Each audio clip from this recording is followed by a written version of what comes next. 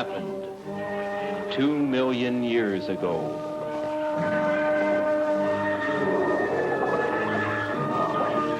In steaming swamps and prehistoric jungles,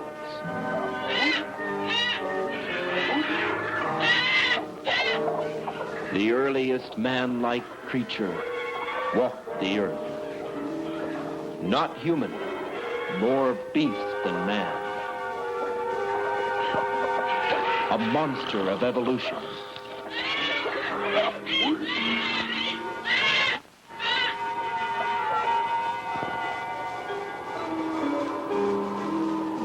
It walked across the eons of time, slowly changing, becoming more and more human,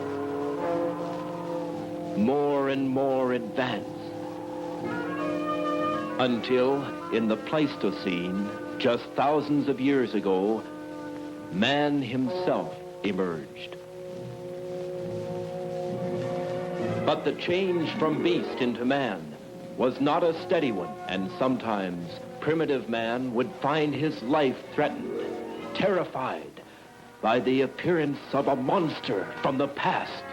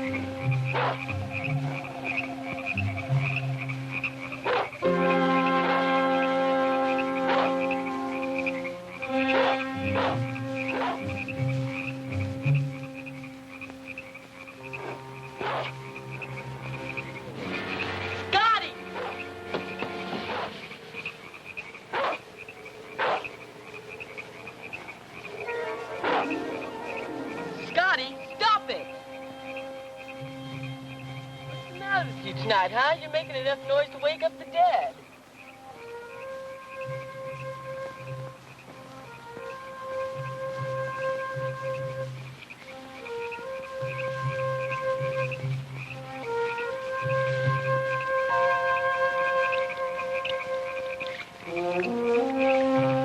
There now, will you please finish that and go back to sleep? Must you bark at every jackrabbit?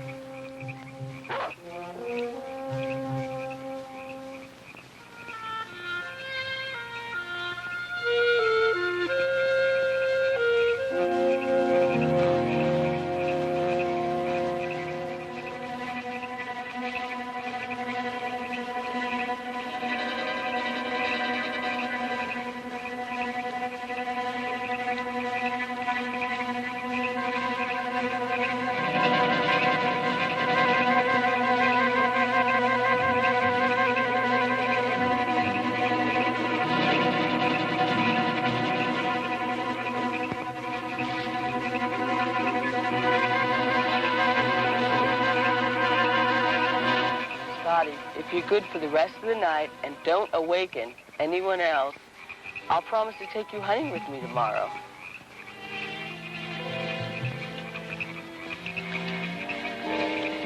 And you can chase all the jackrabbits you want.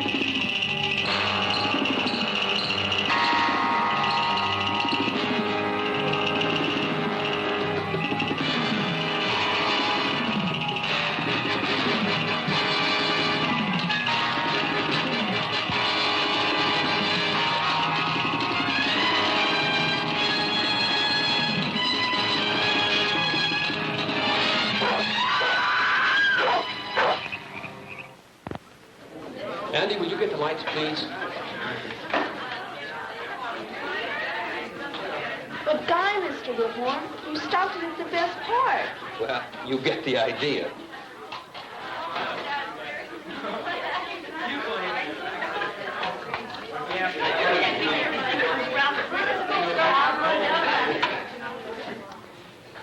Here we have the classic example of the Hollywood monster. The movie studios turned out films like these by the hundreds back in the 50s and early 60s.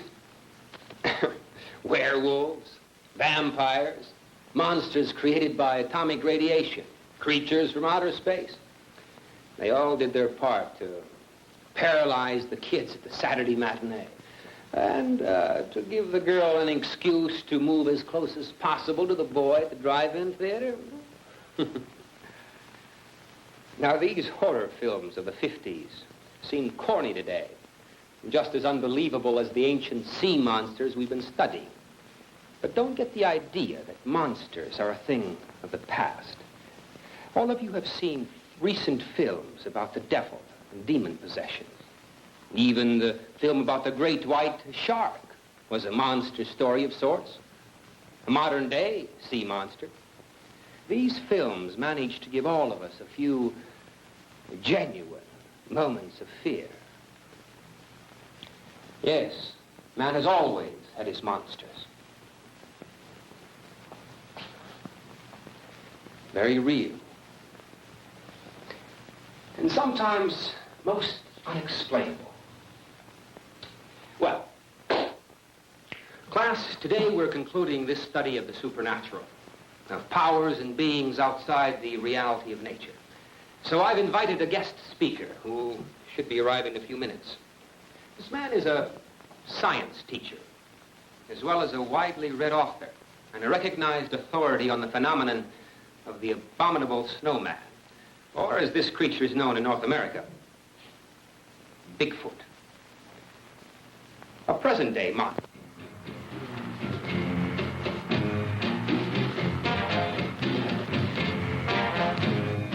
The search for these giant, man-like creatures started with the discovery of mysterious footprints, huge footprints, which obviously were not made by any known form of human life. These initial discoveries were made mostly in the snowbound regions of the world, parts of Alaska, Canada, and most often by mountaineering expeditions in the Himalayas.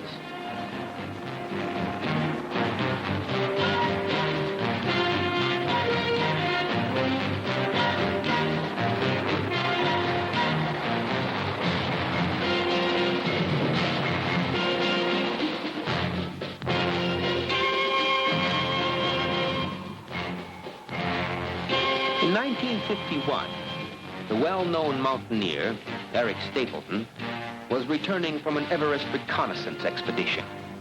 Eric was waiting out a storm at base camp number 3, close to the northern edge of Menlong Glacier. Now, this man was a professional photographer, as well as an educated scientific investigator and mountaineer. The giant footprints in the snow, photographed by Stapleton, were published by newspapers around the world. For the first time, the public came to know of the existence of a giant, man-like monster which actually exists in the Himalayas. A monster known as Yeti, or Bigfoot. Within 2 years, the reports of giant footprints deep within the wilderness areas of the world spread from the Himalayas into North America itself.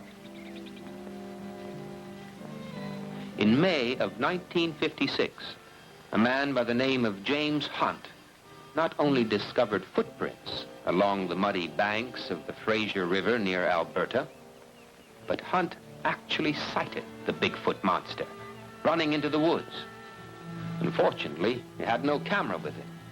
And many people here in America said he was crazy, that the footprints were fake. But over the next few years, reports continued throughout Canada, Washington State, Oregon, and even into California. It soon became apparent that Bigfoot was not just a hoax. Something was there, leaving giant footprints deep in the wilderness. Bigfoot was real.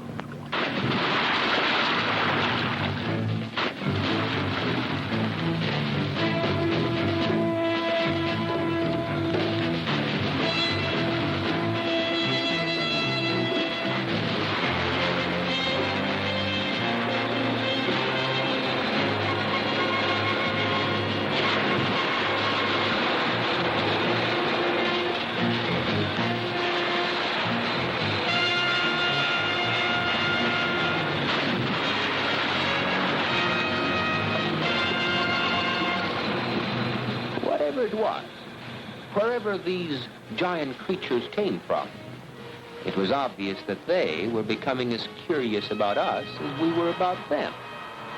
In many logging camps throughout the Northwest, workers reported sightings of huge, hairy creatures watching them from the woods.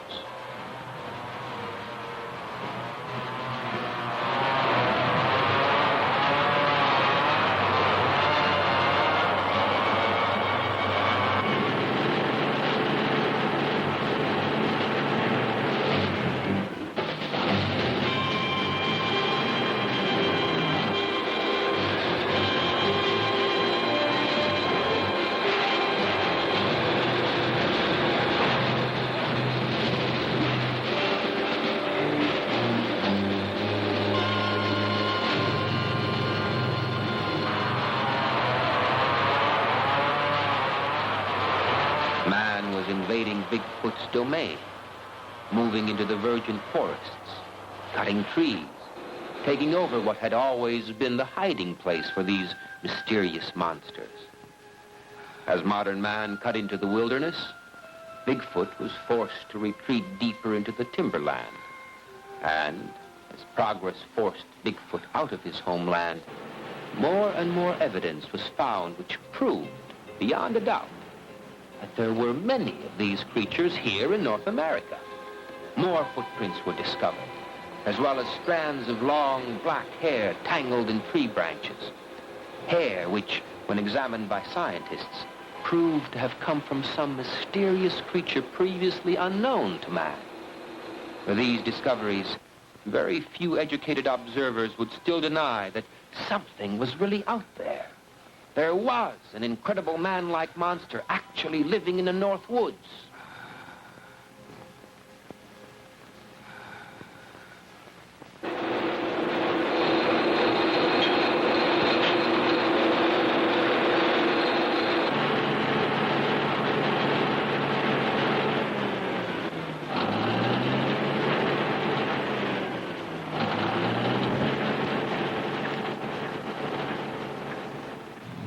Just a few years ago, in the wilderness of Oregon, 2 employees of a large lumber mill set out late one afternoon to visit a favorite fishing spot.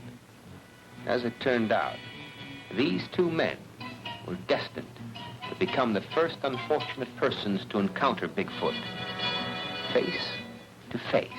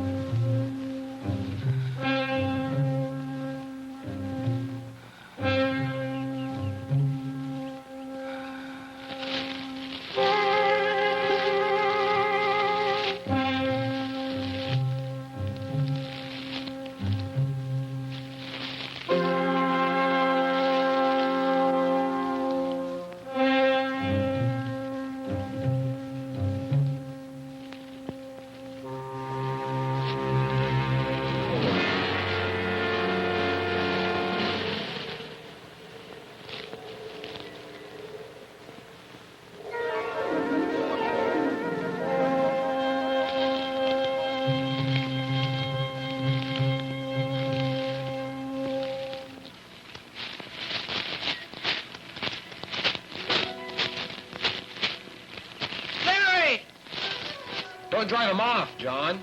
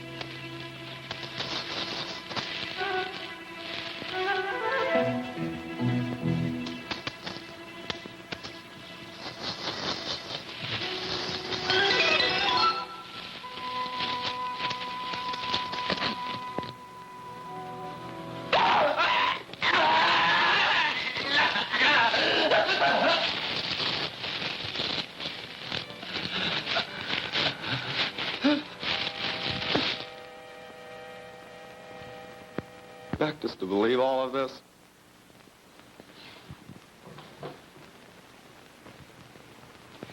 Thomas, Shakespeare once said, through Hamlet, there are more things in heaven and earth, Horatio, than are dreamt of in your philosophy. Class, one of the biggest errors a man might make is to disbelieve what he hasn't seen.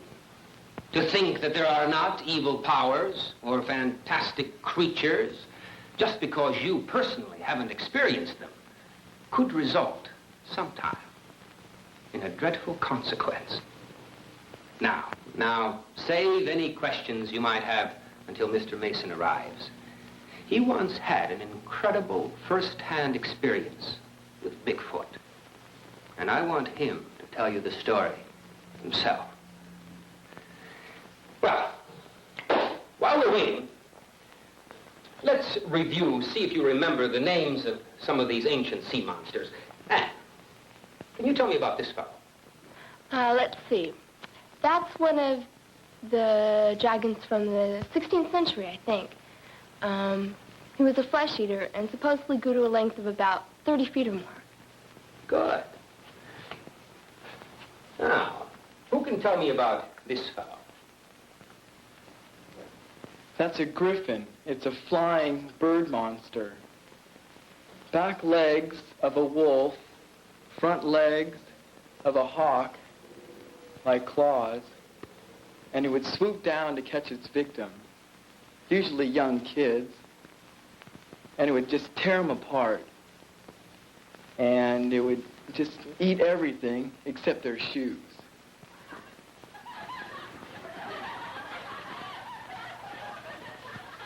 When the griffin got you, all they'd ever find is your shoes.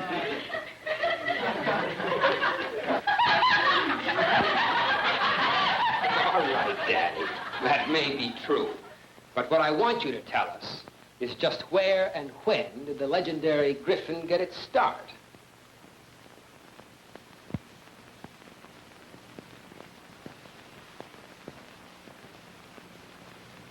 Andy. He was invented in the 1400s by the Germans. Really? I wonder. I wonder, young man, if the ancient griffin was really invented, as you say, by some demented madman. Roger, thank you for coming today. I wonder if I should have come.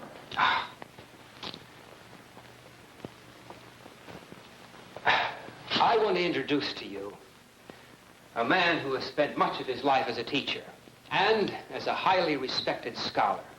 He's written several books on the subject of Bigfoot, and his actual story, experience, incredible experience, with the giant man-beast of America is an amazing story he so kindly agreed to tell us about today.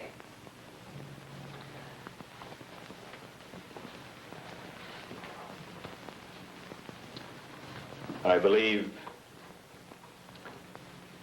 I owe all of you an apology. Especially you, young man.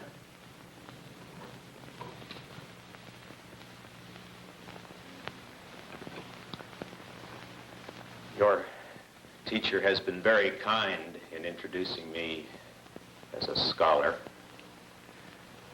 I'm thought by many people to be nothing more than a madman, or a liar, if you will.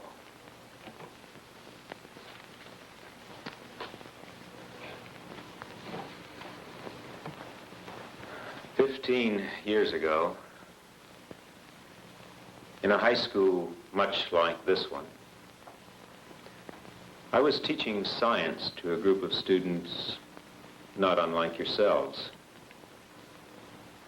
5 of those students, 3 boys and 2 girls, were especially fascinated with the study of archaeology. So I arranged a field trip.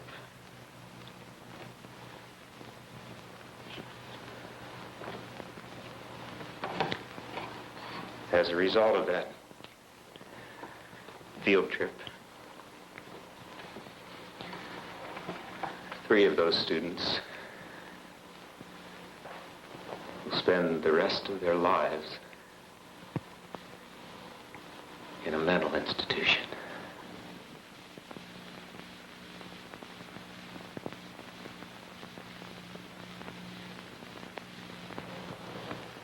One girl cannot speak to this day. She can only stare straight ahead in shock.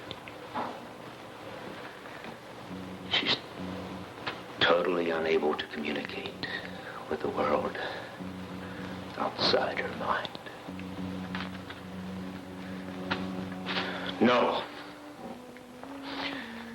Never doubt that monsters exist. They do. Right here in North America today, there are creatures that are known simply as Bigfoot. They were known to the Indian over 100 years ago, and they're still alive today. But let me start at the beginning of my story.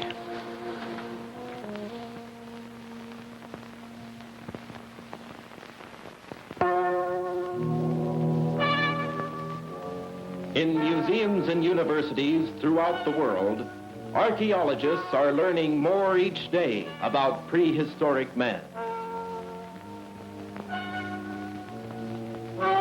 Archaeologists are highly skilled, specialized scientists. They know where to look, what to look for, and occasionally they make a discovery of tremendous importance.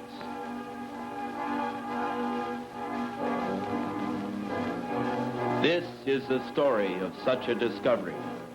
It began a year ago, not in a museum, but on the campus of a high school in the Southwest. 5 high school students and their teacher met with Dr. Bill Wyman, curator of the Lincoln County Museum, an outstanding archaeologist. These 7 people were planning a trip to the small town of Ivanpah. Their purpose? To help the museum excavate and uncover the ruins of an ancient Indian campsite. Not one of these 7 ever suspected that they would soon make a startling, terrifying discovery.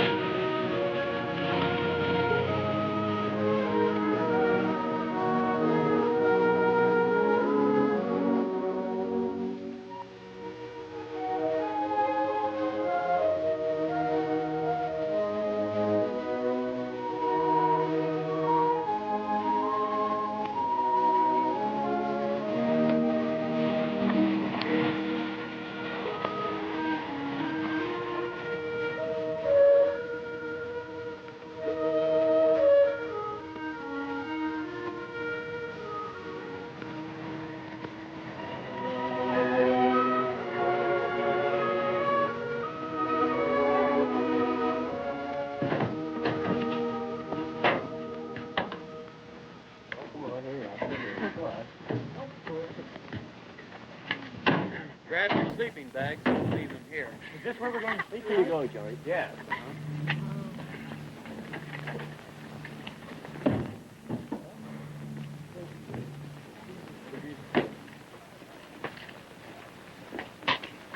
Whose house is this? This belongs to one of the Museum Association members. No one lives here right now, so he lets us use the place whenever we want.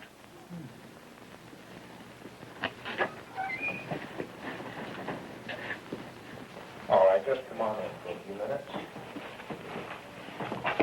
Sharon, look at these. Oh. Mr. Wyman, are these some of the things you found on your expedition? Yes. As a matter of fact, this is one we found in some cliff ruins just last year. You can put your sleeping bags down on the floor. We'll straighten up tonight when we get back. Huh? Shall we go?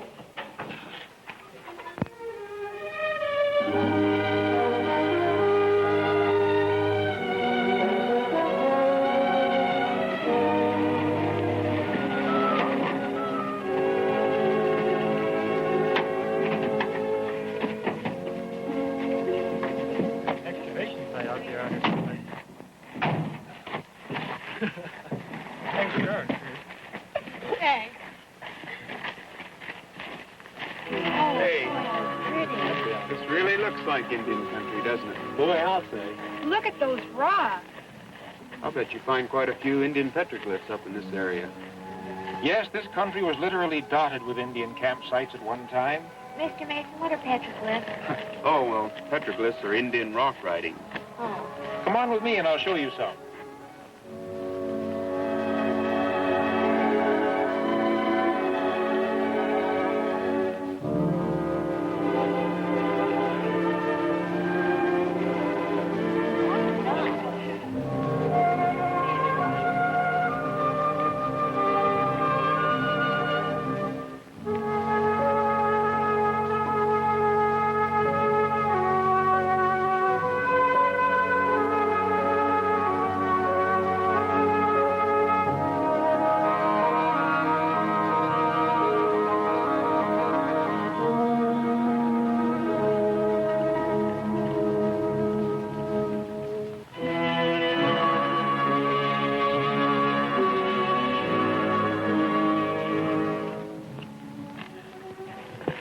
Well, there we are.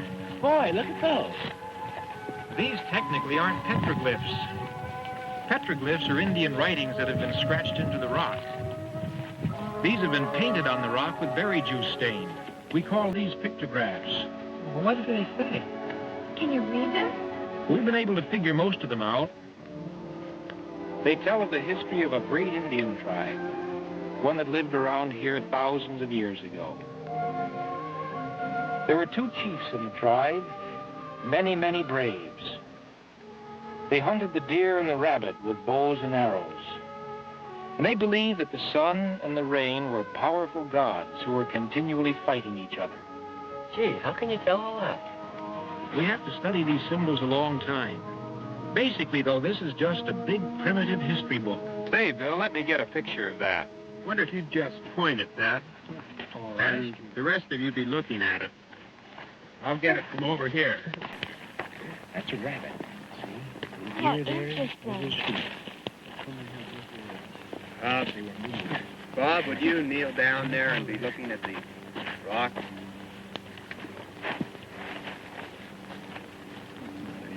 Now, that's good. Just look at the rock and hold it. Good. Got it. Now, I guess we better get to work. Right. But where's the excavation? Right back this way.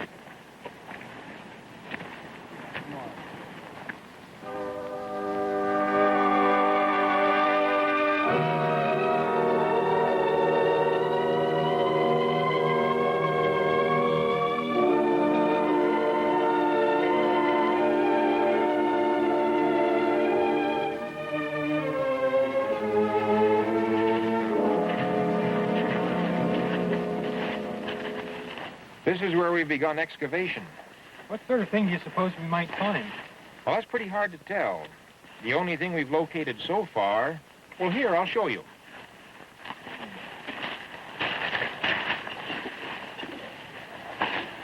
These are pieces of old Indian pottery.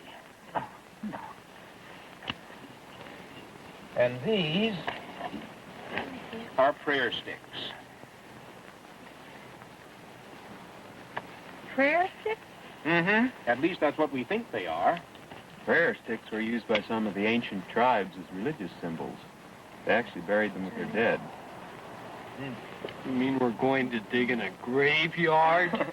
Well, that's possible, though I doubt if we'll locate any bodies. These prayer sticks may be over 1,000 years old. Say, do you think we'll find any bones? With everything being this old, it's very unlikely, but it's still possible. Of course, it's also possible we may not find a thing. It's sure we won't find anything if we don't get busy. What are we supposed to do? Yeah, what do we do? Let's start digging. Okay.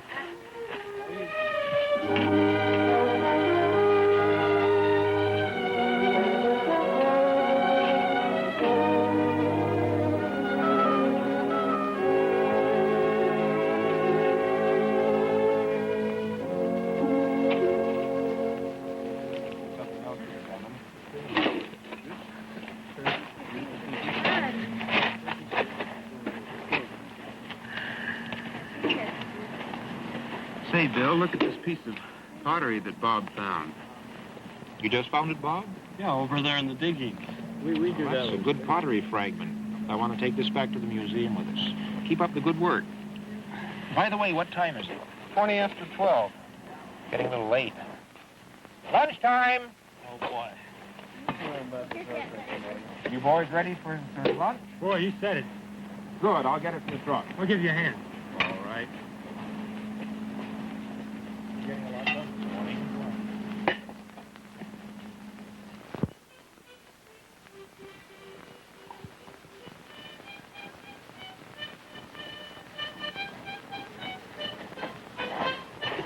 Well, everybody hungry? You know, I finally made it. Yeah. Well, we have sandwiches here for everybody. Good. Johnny, this is yours. Right. Roger, this is yours. All good. And here's Sharon's and Linda's. Oh, thank you. Bob.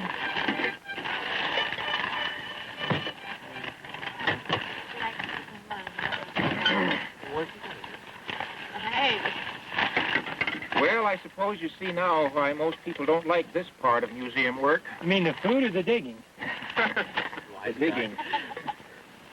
By the way, did we find anything of value today, Mr. Wyman? Oh, yes.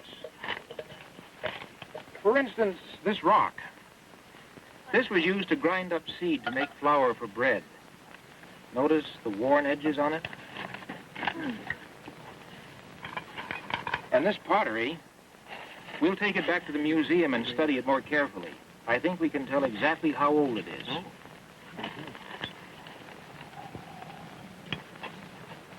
More prayer sticks? Mm-hmm, more prayer sticks.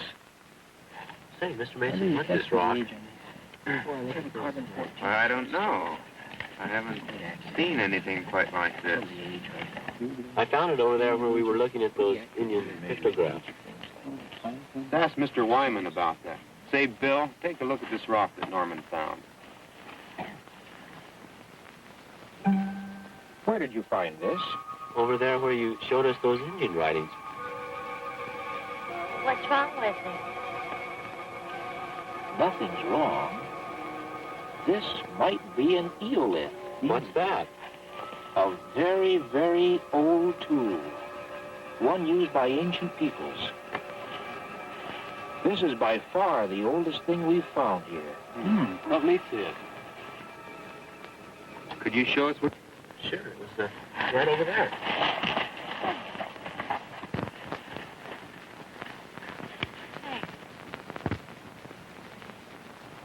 It's right around here somewhere.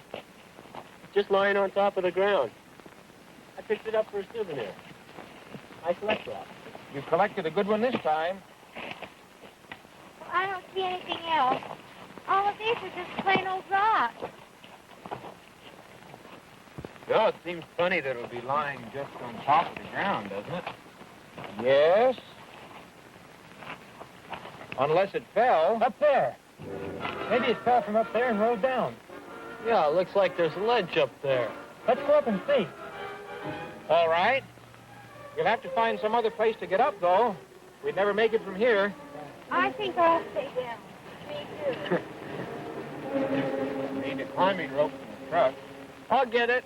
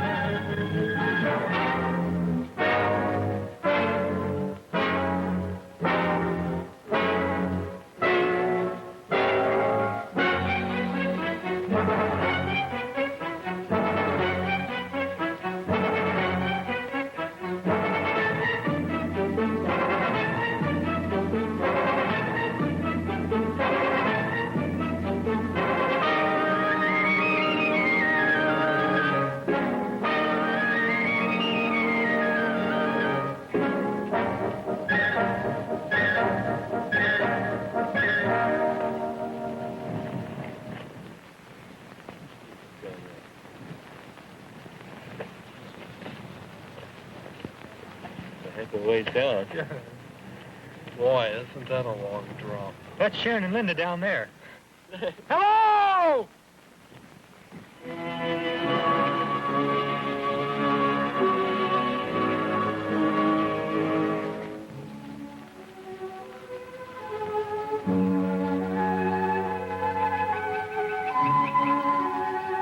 Let's see. Are we above the spot where the rocks fell? Over there.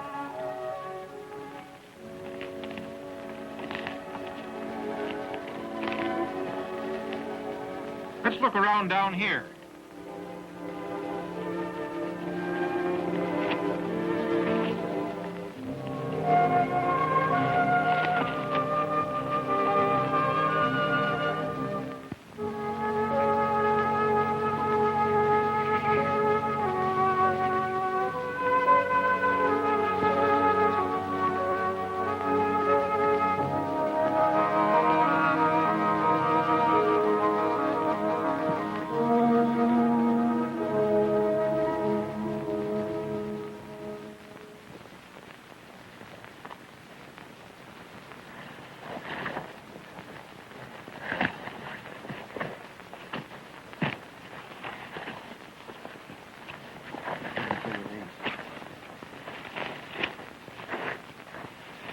Doesn't look as if we're going to find any of those rocks around here. I can't even see that small ledge from here. You? No, Let's see, we were standing down there by that thick brush. Hey, what's this?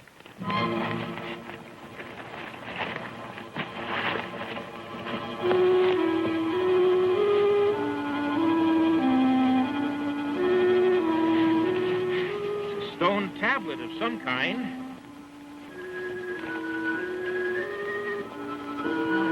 Really something. Yeah, but what? You recognize those markings, Bill? No, those are strange to me. They look rather primitive, don't they? They look older than any other markings I've ever seen. Were they made by Indians, do you think? No, not these. These are the types of markings made by cavemen. Cavemen? Perhaps as ancient as Pithecanthropus erectus, the earliest known species of ape man. Seems to be sealed along the edges here in mud. Yeah, I brought my rock pick. Try digging it away over in there. Be careful not to hit the rock. How are we going to get it back to the truck? We're going to carry it back. You think we can get it out? Here's the bottom edge. All right. Careful. Let's try lifting it now. Boy, whoever put that in there wanted it to stay. This isn't ordinary mud. Boy, it's a clay, some sort of rosin added. Sure is hard. Maybe if we use the rock hammer to pry up on it.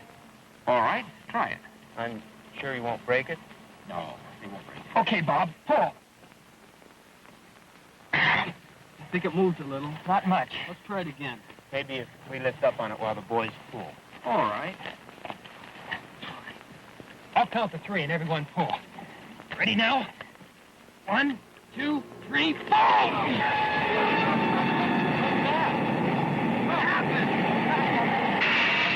What happened? Wait a minute. Hey, there's a hole down there.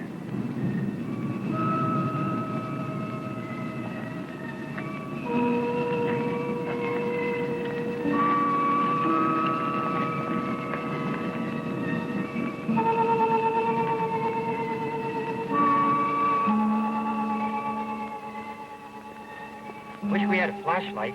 Can you see anything? Why, it looks like it might be a cave. What are you doing? I'm going down inside. So am I. Me too. We can't all go in. I'll stay up here. Will you stay up here too, Roger?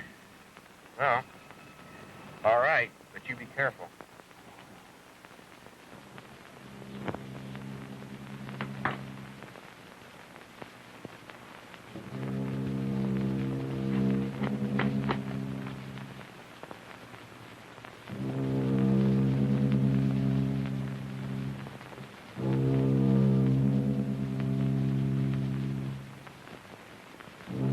All right.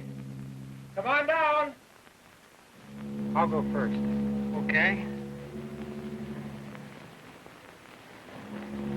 Now get a good grip on that rope. Pretty solid.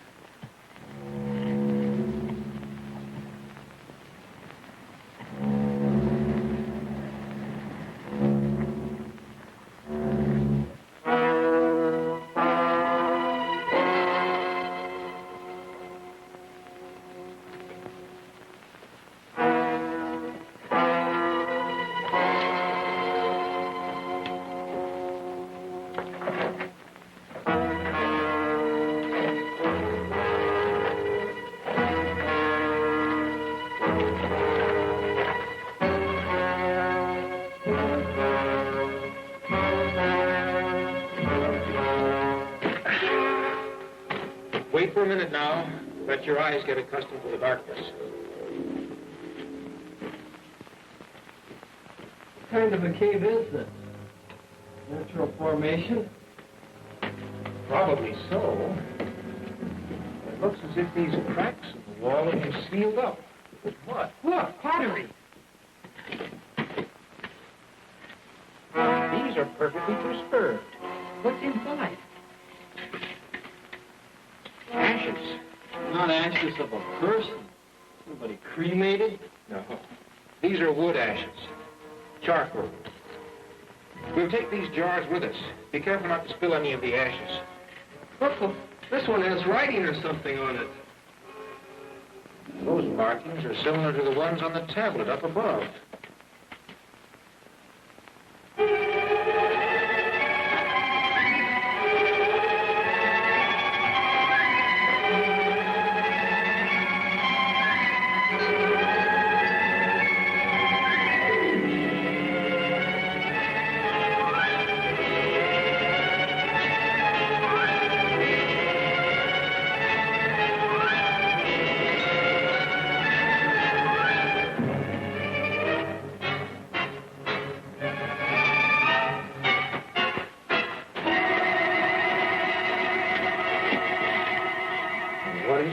did you find? There's a body over there.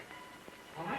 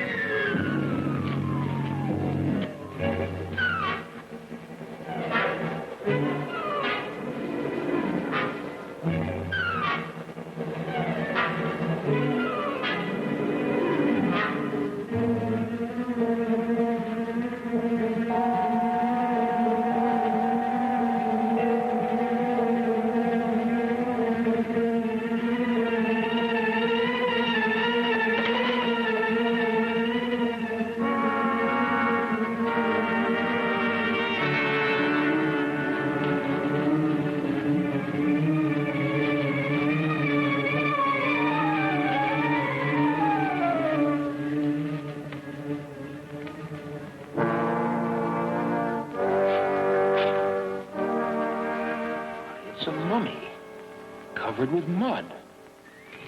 What a find. Yeah. How can we get it out? We're going to need some more ropes from the truck and some boards to tie it and hold it flat. Let's go.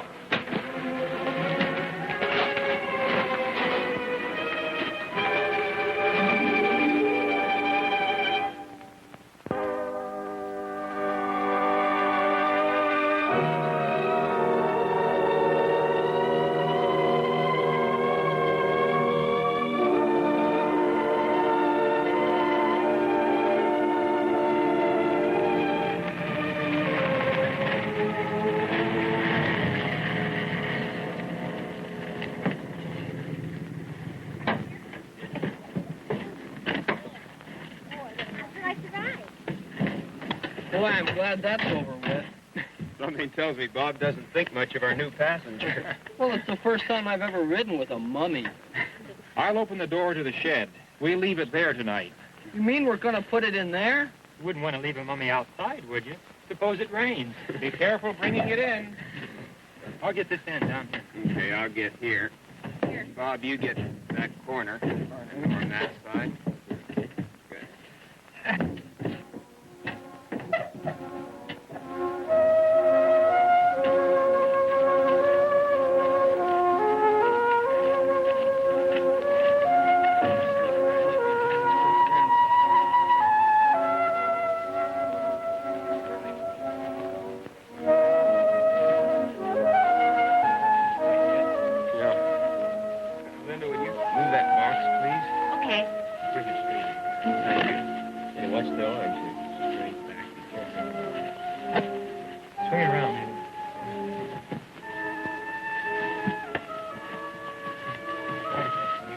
Good.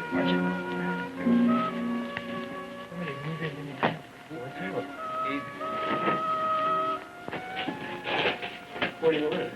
Let's just put it on this trunk. You just... Boy, who would have thought we'd ever find anything like this? Easy now. Okay, sit her down. Are you going to dig it open and look inside? I'm afraid if we try opening it here, we may destroy something. Yes, sometimes just exposing a body to the air will cause it to fall apart. That's okay. If that happens, Bob will sew the pieces back together. We'll take it to the museum the first thing tomorrow morning. There we can examine it more closely. You know, you people have done a wonderful thing today. This could prove to be the most significant archaeological discovery of our age. I can't get over how well preserved this is. Perfectly preserved. And I think I know why. Because it was sealed in that cave? No, not exactly. Do you remember the vapor that shot up out of the hole when we pried the stone tablet loose? Do I? I'll say. I thought we'd had it right then. I believe that some ancient tribe buried this mummy, not just thousands of years ago, but hundreds of thousands. They were very primitive. Their writings and pottery work show that. And yet these people had found the secret of truly preserving the dead. But how?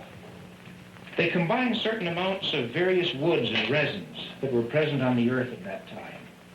They put them in those earthen vessels we found and burned them in a sealed cave. The smoke and the incense had the power of preserving whatever was in the cave. So that's why the jars we found were filled with ashes. And that vapor that escaped from the cave was a preservative smoke, hundreds of thousands of years old. Well, that's my theory. I could very easily be wrong, though. Hey, it moved. What moved? The money moved. Sure. It did. It moved its hand. Looks like your story got through to Norman. I didn't mean it was that well preserved. I'm not kidding. I'm sure it really did move. I was looking right at that hand, and it just moved, just a little bit. You'll understand. Norman watches television a lot. But I'm not kidding. Don't tell your story now. Wait until later on this evening, just before we go to bed. Well, I think right now, at any rate, we should all eat dinner. Good idea. I could use something.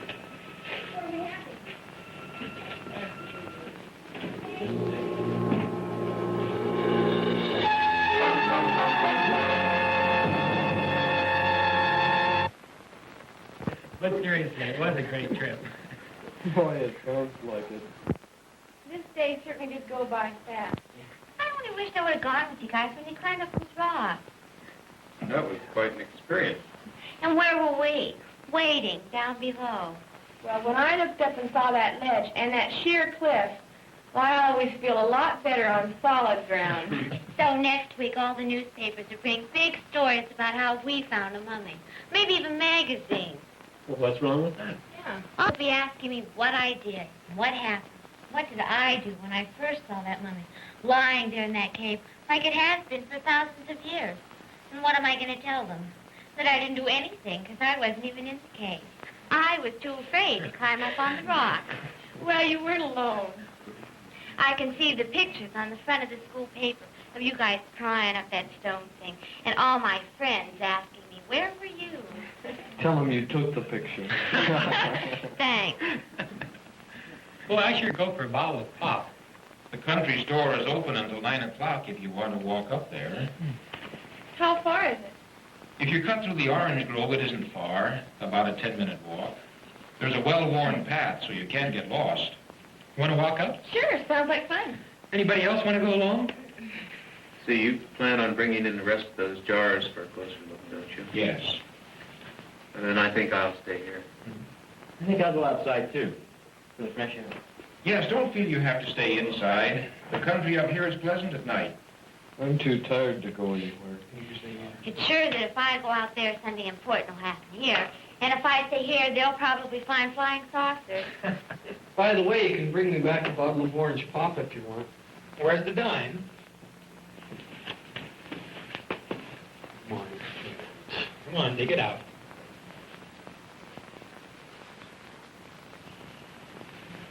And 3 cents deposit, unless you want me to have to drink it there. Some people are natural Are you born coming? faithful. Coming? No, I'm going to conserve my energy and stay here.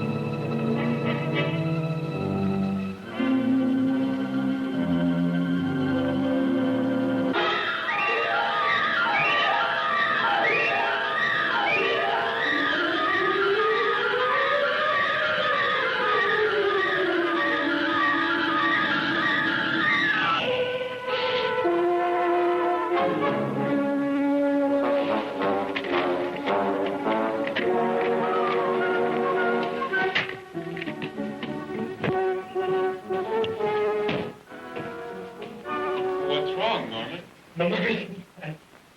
It's what? Look, Norman, this is just about...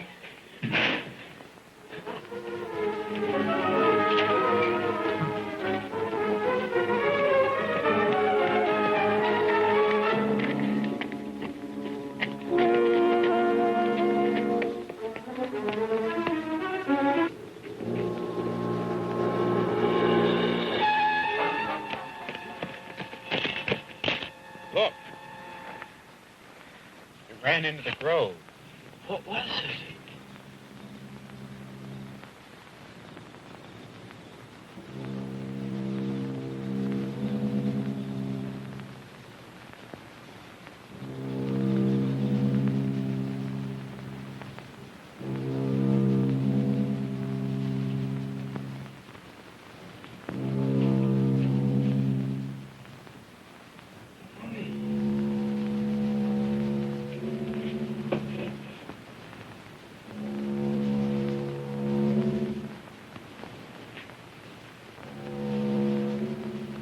Could it be?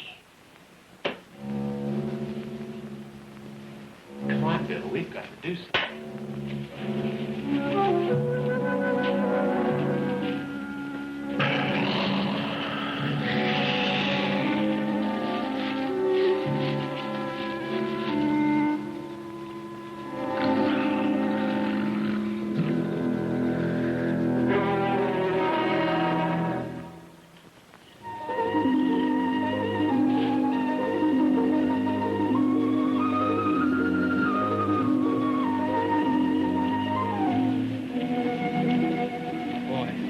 Sure is a nice sky. The moon's so bright, you don't even need a flashlight. I love the country at night, don't you? Look at the stars. There must be billions of them. Living in town all the time, I guess you never realize how many there really are. Wouldn't it be great to live out here instead of in the city? Boy, I'll say. Shall we cut through the grove again? I guess so. We found our way the first time.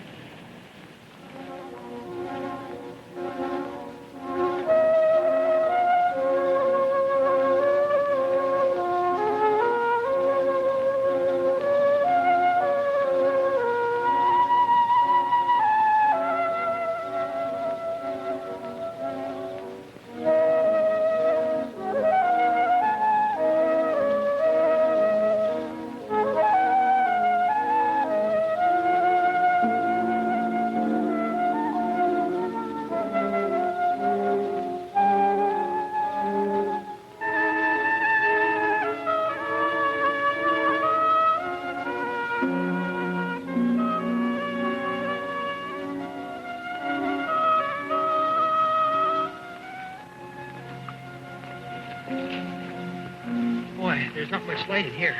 If we stay on the path, we'll be okay. Yeah, if we can see it well enough.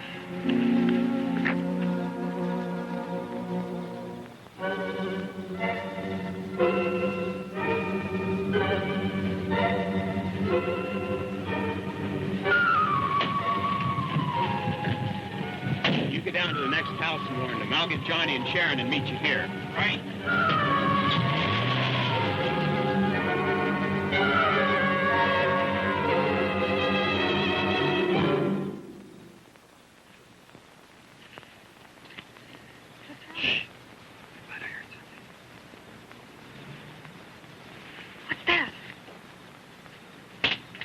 Something's coming. Let's get out. Wait!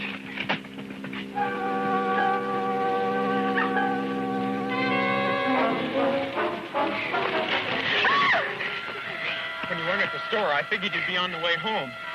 Is something wrong? Yeah, let's get out of the grove. Come on.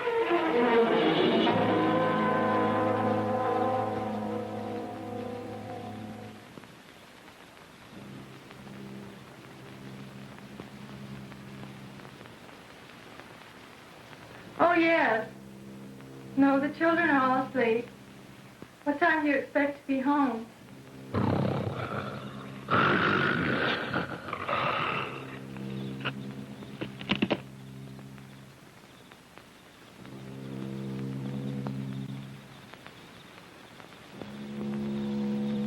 Early in the morning.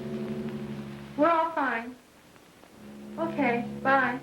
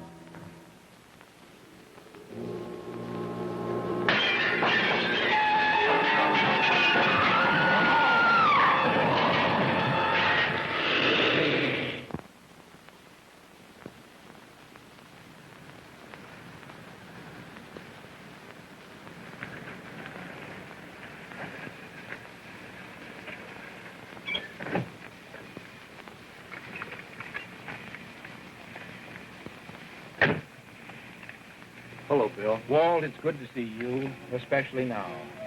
I just came from the Mitchell Ranch. Walt, this is Roger Mason, a teacher at the high school. How do you do? How are you, Mason? And this is Johnny, one of his students. Hi, Sheriff. Hello, Johnny.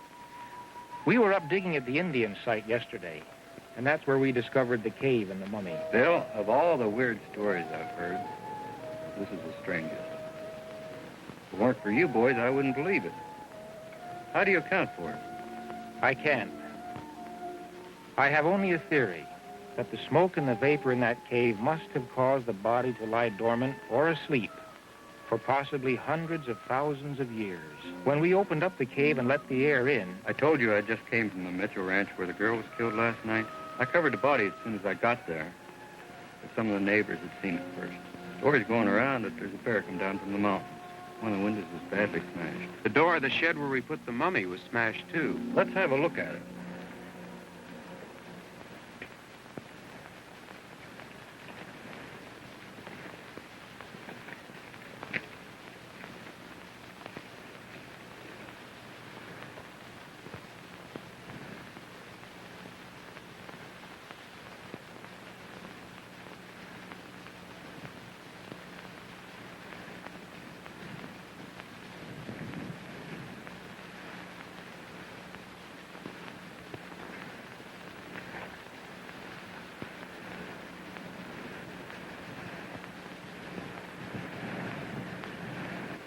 This mud, just like the lab man found by the body. Funny red stuff. The mummy was sealed with mud just like that. It broke out of its wrappings. What's it look like now? We don't know. We just caught a glimpse of it as it ran into that grove. It stood erect, but was larger than a man. That's as much as we could tell. Last night after it killed a girl, one of the neighbors said that he shot at something running into the grove. The orange and lemon groves in this part of the country are so extensive, the thing could travel for miles and never leave the protection of the trees. Let's go look at the place that you saw it run into the grove.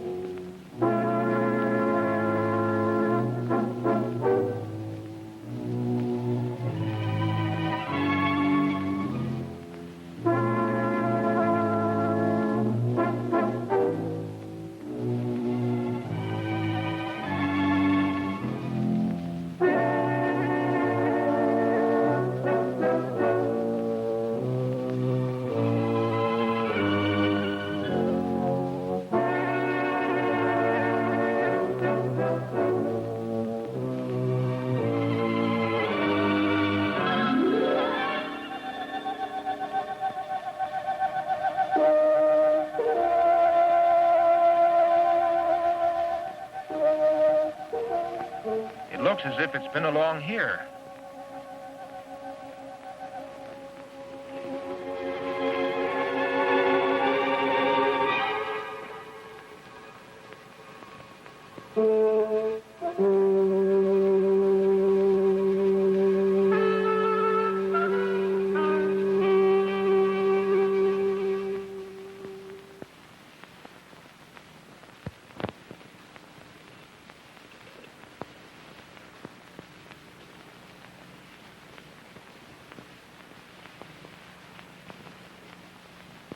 Over here.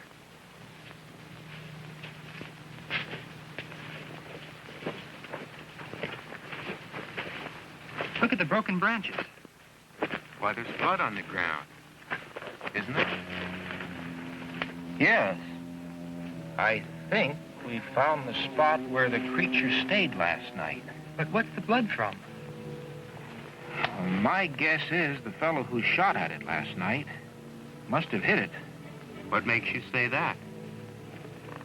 Because this isn't ordinary blood. This is too dark in color.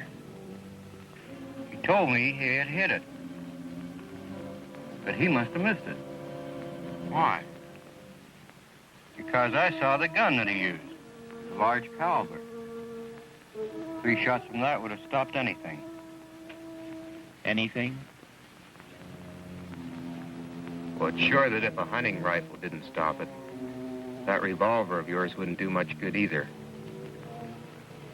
And it's too dangerous trying to track it down through these groves. You have an idea? Well, maybe we can lure it into the open field. It's worth a try.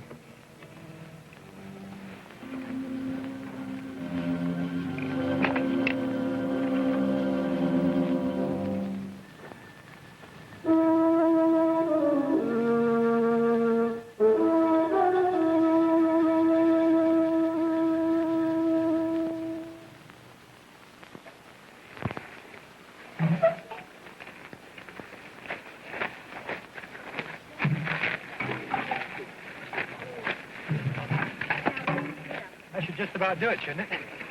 Yes, Now let's set those cans of gasoline around where we can get at them fast. All right. I'll show them where. Good.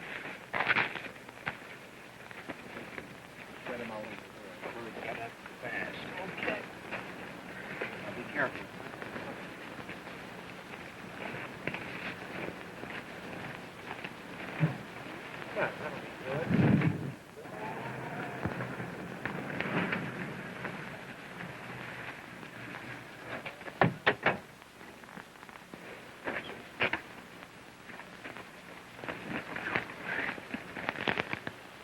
I got all the meat scraps they had.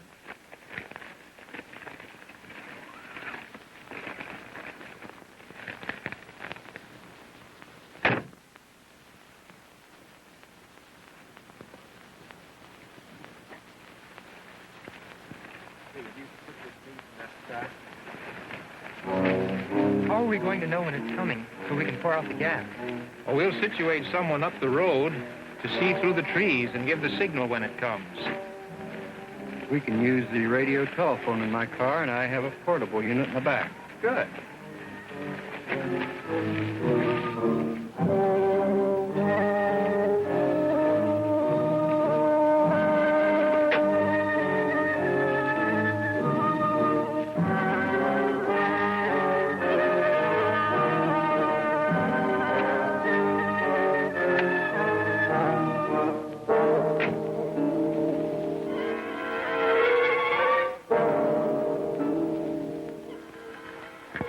Let's hook it up down here.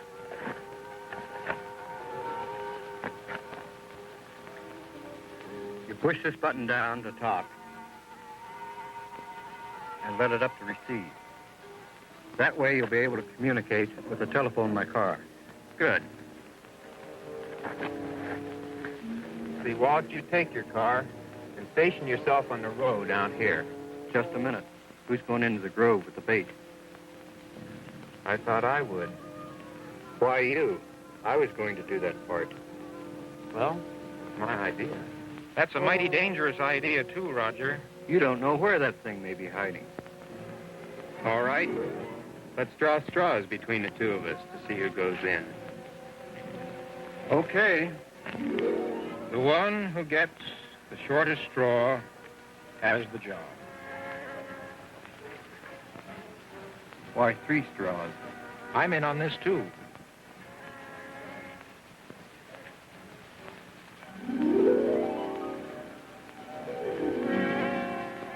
Well, looks like I win anyway. I'll be down by the road. And I'll be on this radio.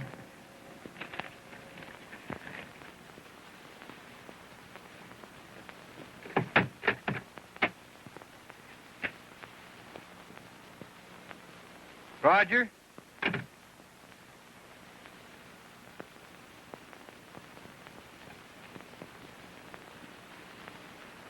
You're more apt to need this than I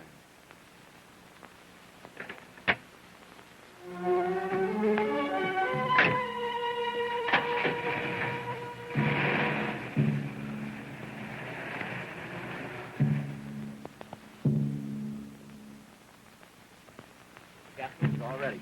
Good. Well, I'll be back in a few minutes. Be careful.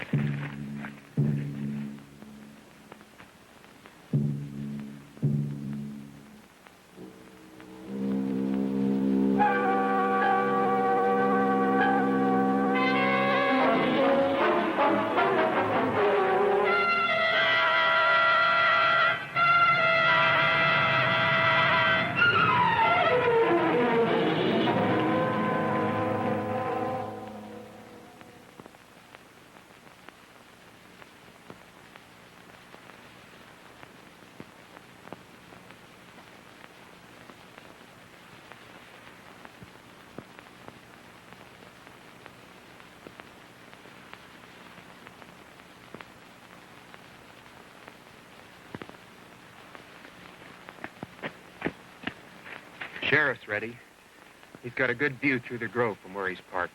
Yes, we've already communicated with him. Well,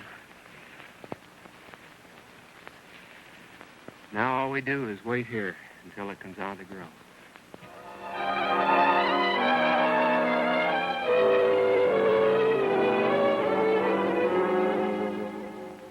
It's been a half hour.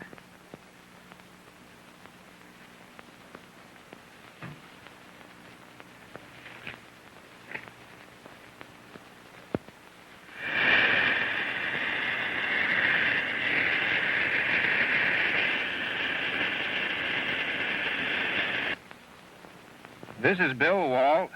See anything yet?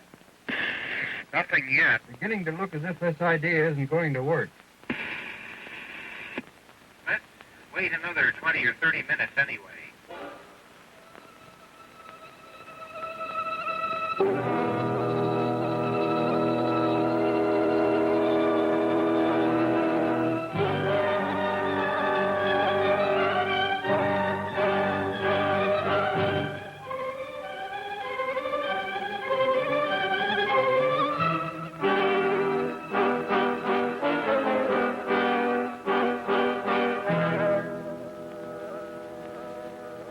Roger.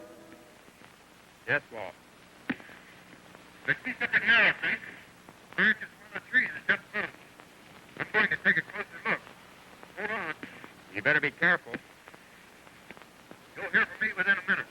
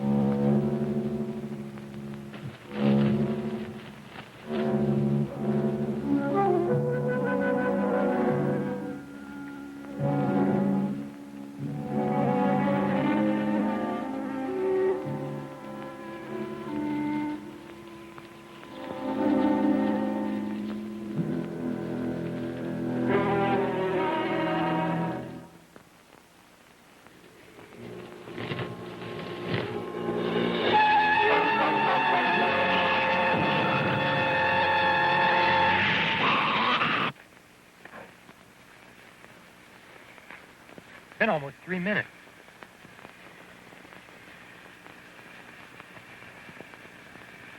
Walt. Come in, Walt. Something's wrong. Come on. Bring along those flares, Johnny. Better grab that gasoline, too.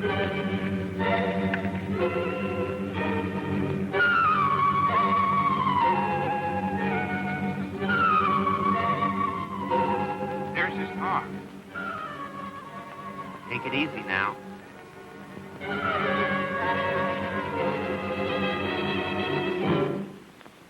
Walt! Wait here.